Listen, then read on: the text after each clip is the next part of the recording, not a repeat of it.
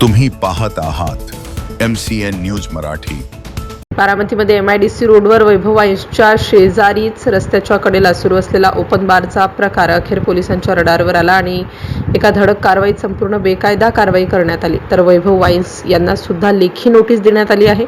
सायंकाळी 7 ते 9:30 या वेळेत पोलिसांनी पेट्रोलिंग दरम्यान ही कारवाई करत दणका दिला। संतोष शहा गुड्डू पान शॉप आणि अशोक लोंढे मालिक टी टपरी हे दोघे वैभव वाईन्समधून दारू घेऊन बाहेर पडणाऱ्या ग्राहकांना रस्त्याच्या कडेलाच ग्लास पाणी व इतर साहित्य विकत देत होते। इतकंच नाही तर त्याच ठिकाणी बसून मद्यपान करण्यास उघडपणे प्रोत्साहन देत ओपन बारच उभा केला होता। त्यामुळे परिसरात मद्यपींची वर्दळ वाढून नागरिकांचा त्रास शिगेला पोहोचला होता। दरम्यान आशिष वाल्मिकी हा अंडा भुर्जी टपरी व नौशाद मुलानी हा नूर चिकन सेंटरमधून परवान्याविना व्यवसाय करत असल्याचंही उघड झाले। या सर्वांकडून कचरा थेट रस्त्यावर टाकून परिसर अस्वच्छ केला जात होता।